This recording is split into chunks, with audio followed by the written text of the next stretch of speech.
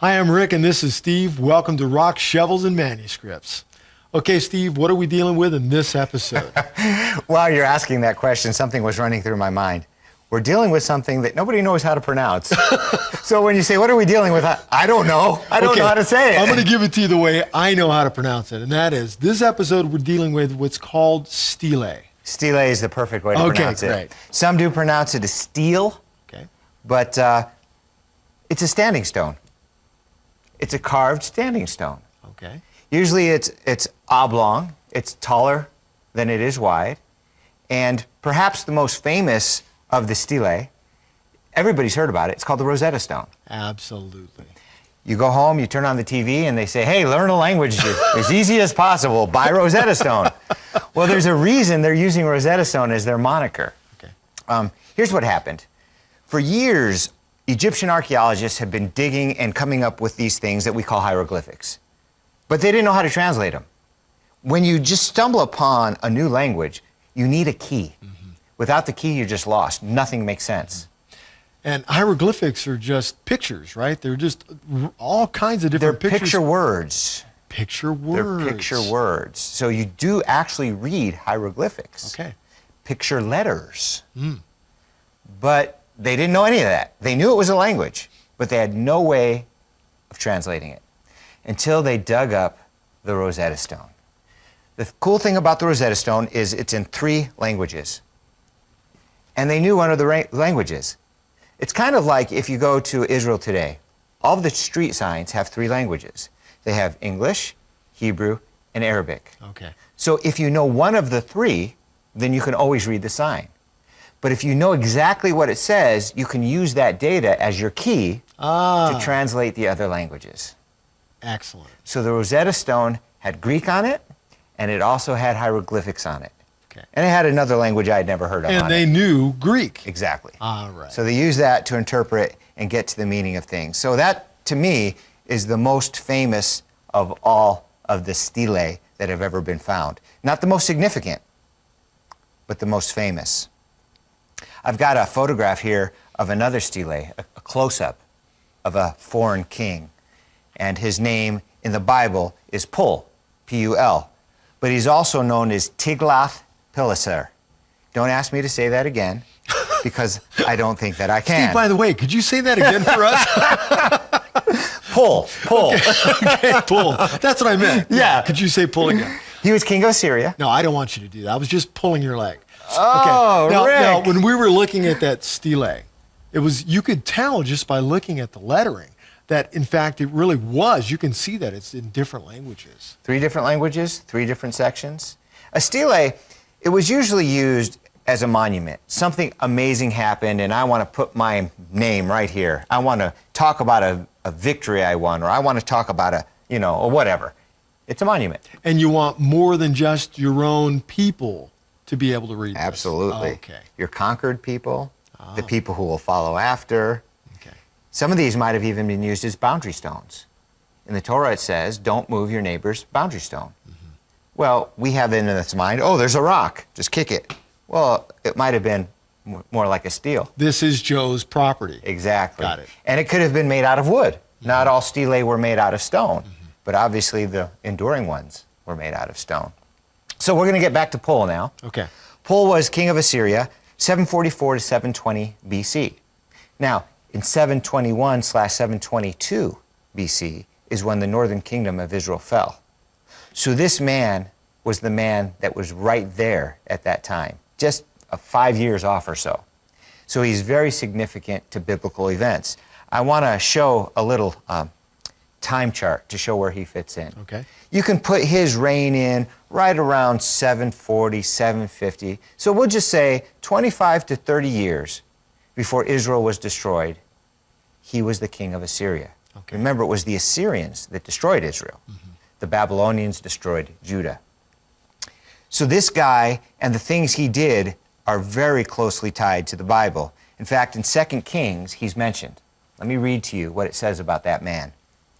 I'm in 2 Kings chapter 15, verses 19 through 20. Then Pul, king of Assyria, invaded the land, and Menachem gave him 1,000 talents of silver to gain his support and strengthen his own hold on the kingdom.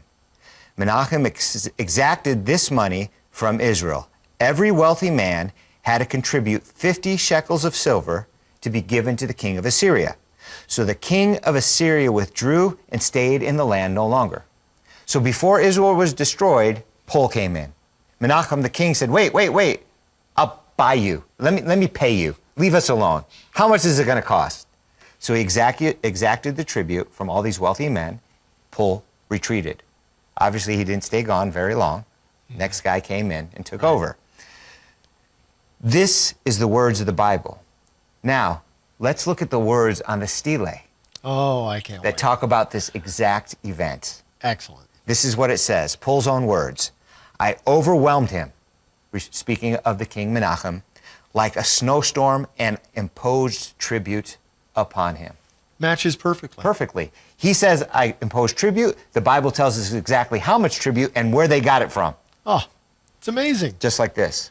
So I'm guessing that biblical scholars, when they first got their hands on this thing and transferred Drooling, no doubt.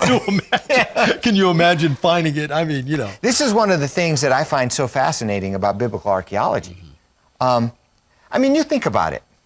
You go and you dig in the dirt and you find a stele. What are the odds of it being a stele that talks about a passage of Scripture? Oh, it's astronomical. Yeah. And it doesn't happen Incalculable. once.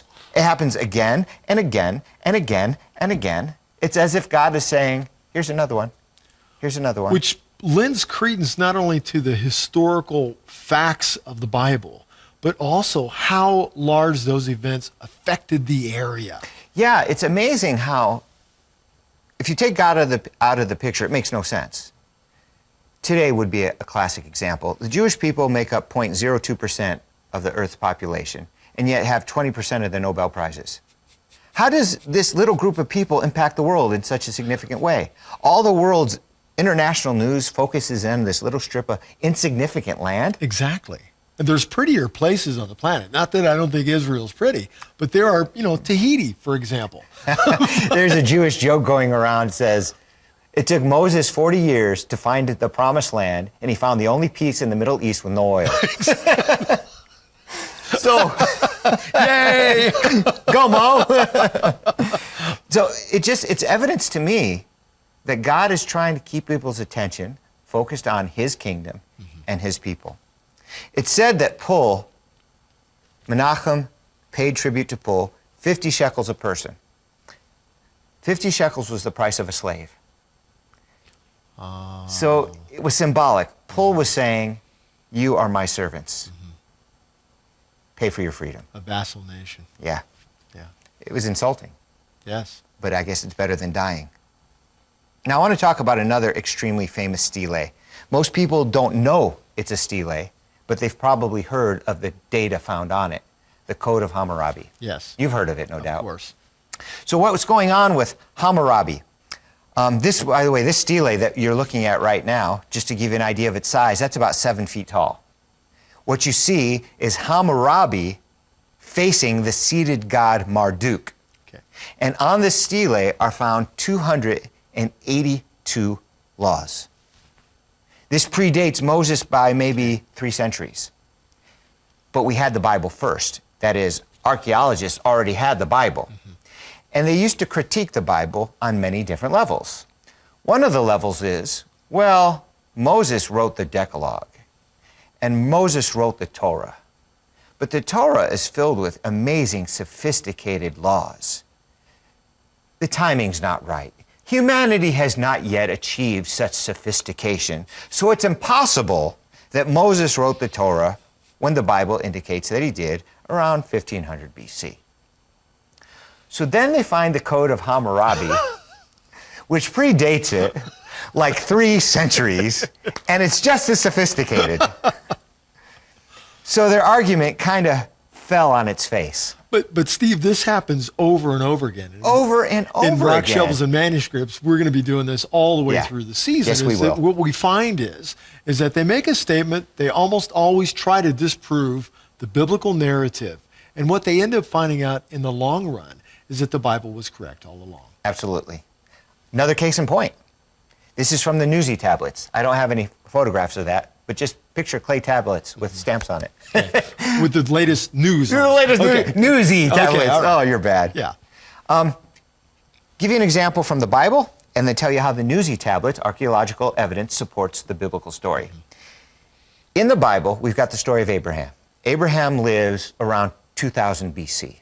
In fact, what I'd like to do for our people is break up biblical history in a set of centuries to help them grasp what happened when.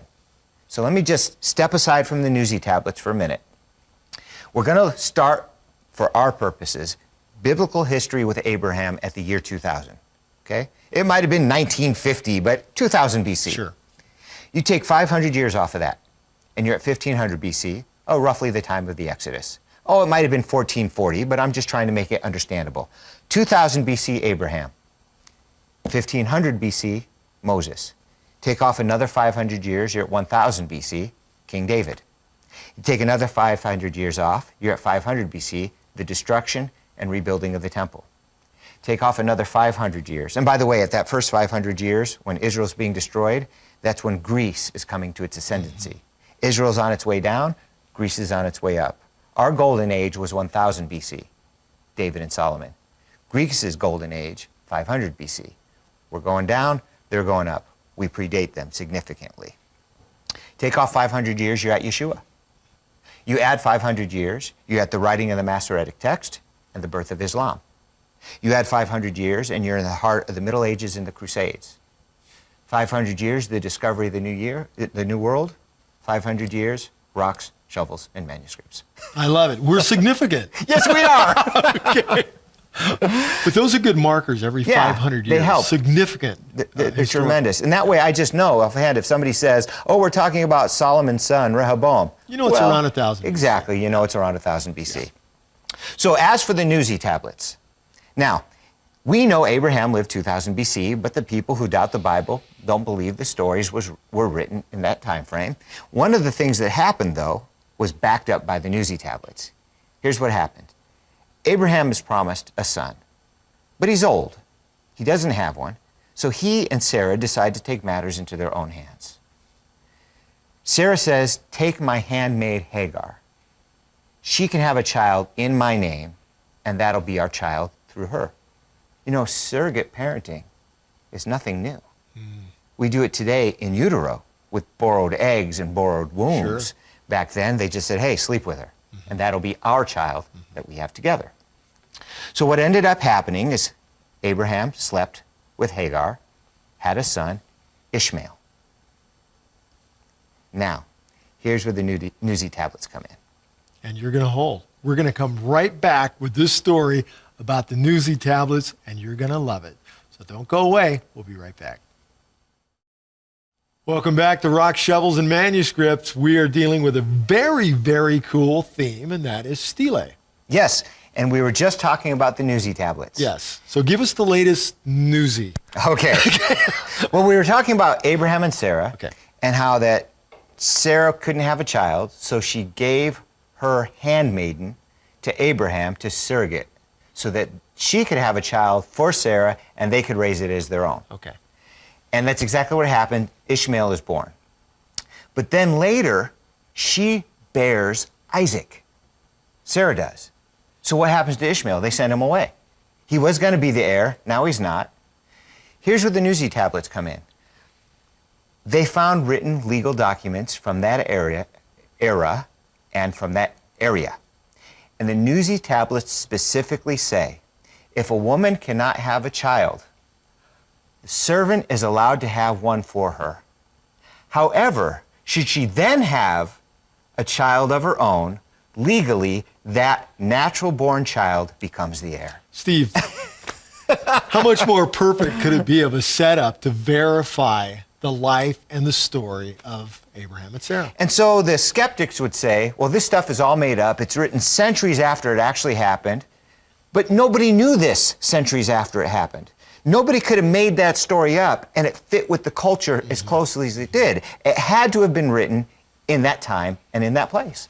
Our Bibles are accurate historical records. Exactly. They're not just books that talk about salvation and how to come to know God, though the Bible certainly does that, but it's an accurate ancient historical record of the world. Yes, and we learn so much about ancient history from it.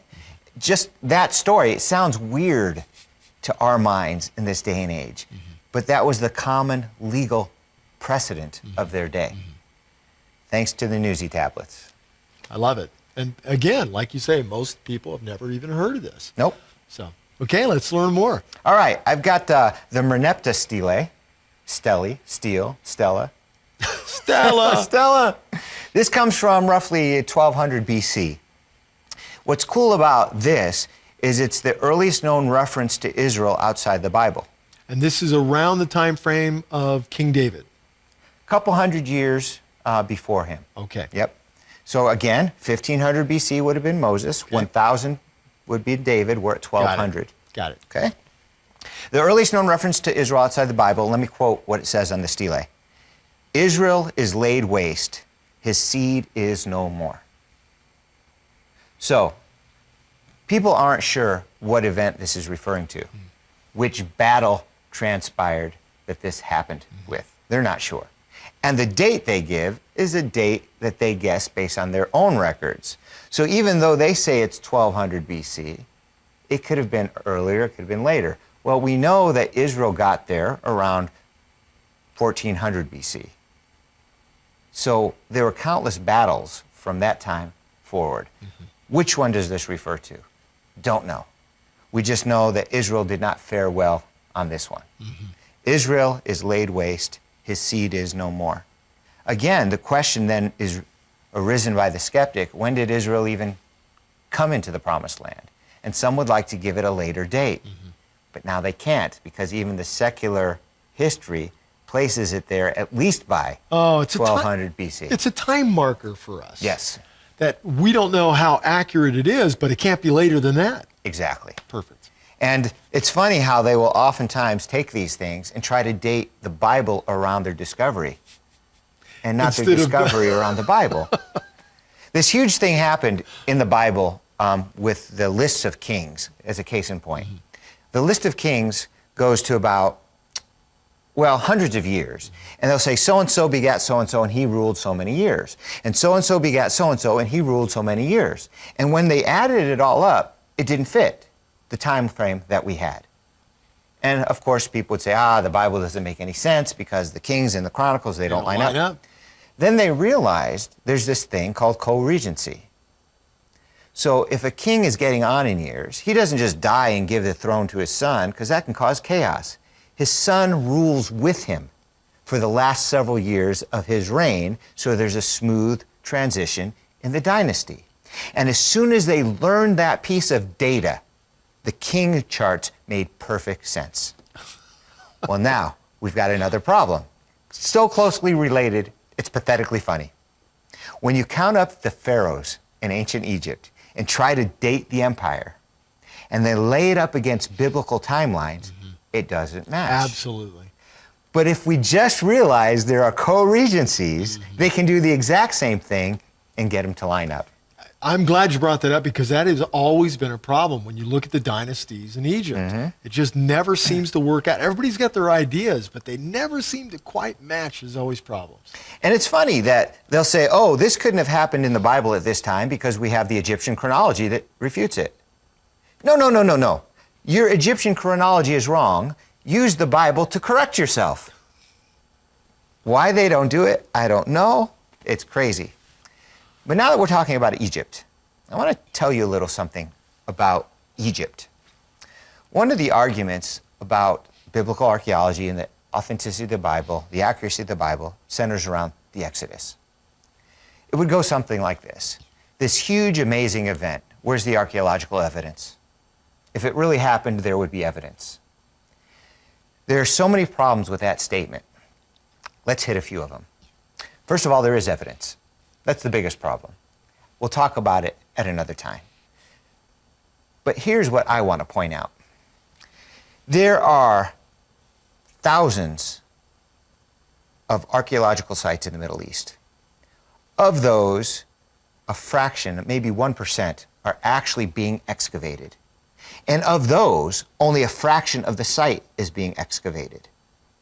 So what I'm trying to say is, out of all the available data we have, let's say it's the Encyclopedia Britannica, thousands of pages, we've read 5, and we're saying it never happened because there's no evidence. How can you do that? And what you just said is very accurate. Yeah, oh yeah. Because, even though we may look at the field of archaeology and think, well, this has been going on forever. They've been studying the land of the Bible. Yes, in small portions. And Very it takes small portions. years for each one of these digs, each one of these sites. I think they determined that if they were to continue excavating Caesarea at its current rate, I forgot how many centuries they said it would take to finish that one archaeological site. You can't go too fast. If you go too fast, you've missed something. And there's a lack of money, a lack of resource, a lack of interest. Yeah. Okay, we've learned about Caesarea, let's go somewhere else. Enough. Yeah. Now, to add insult to injury, if I were to say, okay, there's no Exodus archaeological data, and there is, but if there's no Exodus archaeological data, I would say, well, how many people have looked for it? None. No, Steve, really. How many professors, how many professional archaeologists have been assigned to look for evidence? None. No, that's amazing. How many seminaries or schools of higher learning have a department looking for it or aimed at it? None. That's unbelievable. It's one of the biggest, if not the biggest event within Judaism. So nobody's looked for it until very recent times, but we criticize that there's no evidence for it. Right? Right. How can you do that? When you're not wanting to know the truth, you can do that. I guess when you don't want to know the truth, you can do that. So, as you can see, I get a little annoyed because people criticize the Bible not only for lack of evidence, but for lack of looking for evidence. That's crazy. So anyway, I've said enough about that. There's another stele I want to talk about. Okay. This is the Merneptah Stele. And as you can see, it's had to be reassembled. But they have, they took scratches of it. When you put paper over it and scratch it all and you get a full picture of it, and then somebody broke it. So they have prints of the original, but unfortunately all they have left is this reconstructed piece. This is actually one of the earliest archaeological finds relating to the Bible. And it mentions by name another king of Israel during the days of Elijah the prophet.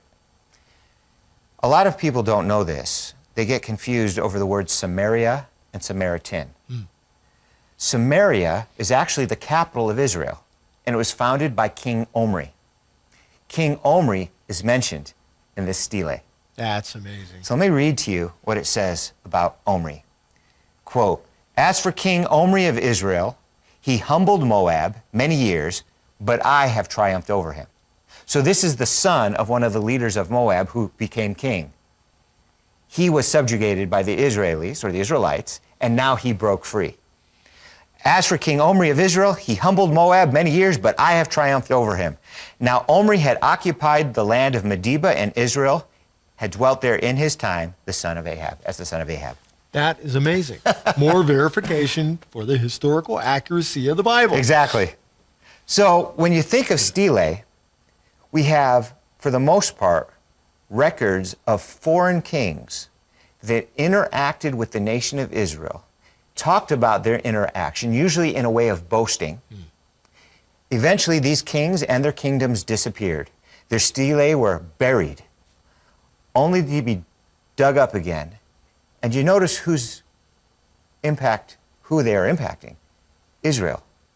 When's the last time you've met a Babylonian or an Assyrian or a Philistine? When's the last time you've met an Ammonite or a Moabite? These people are all gone. They bragged about triumphing over Israel. But like we said in a previous episode, when we were on top of Masada, and the tour guide points at the flag and says, they may have had us 2,000 years ago, but look whose flag is here now. God promised that the children of Israel would endure forever. And we are seeing the fulfillment of that promise even today as we have this conversation. And every time they put a shovel or a pick in the ground, they're uncovering more verification of the very book that we are relying on, not just for history, But we're relying on to show us the path back to have a relationship with God. And as you've mentioned to me other times, even off camera, is these things that are dug up, even though we enjoy them, even though they benefit us, they're really not for our benefit.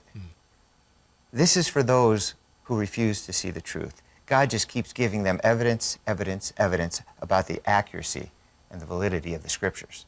In every one of the sciences, the Bible shows itself to be 100% accurate in all the sciences. And Steve, I'm so glad that we get this honor and opportunity to share this program because, like you, I have a heart for archaeology, but because I have a heart for the God of the Bible. Yeah, to me, people think I'm interested in history and in archaeology. I'm not. I'm interested in Middle Eastern history and Middle Eastern archaeology because of its relationship to the Scriptures. So every time you open up the pages of the Bible, you know with excitement that these stories are more than just stories. Oh, Rick, I get so excited because I can read a page from the Scripture and said, yeah, I stood there. Oh, I touched that. Oh, I saw that wall. It's fascinating. And then these steles, as they are coming now to evidence that they've been dug up, they've been examined, they've now been linguistically translated, and we understand the message of the Bible clearer than ever before. Absolutely. It's amazing. Okay, well, we're glad you joined us this week in this episode on Stele, and God bless you. We'll see you next week. Rock, Shovels, and Manuscripts.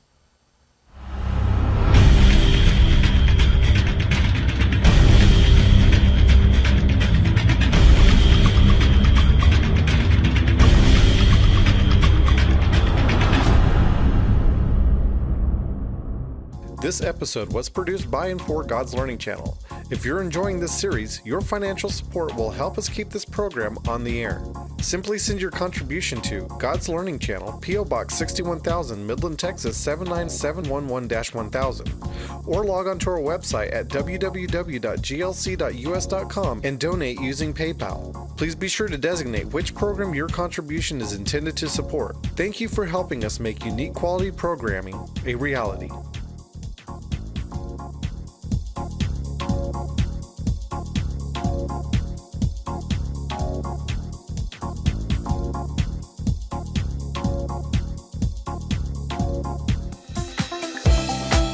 Order your copy of this program from the GLC bookstore by calling the numbers or visiting the website on your screen.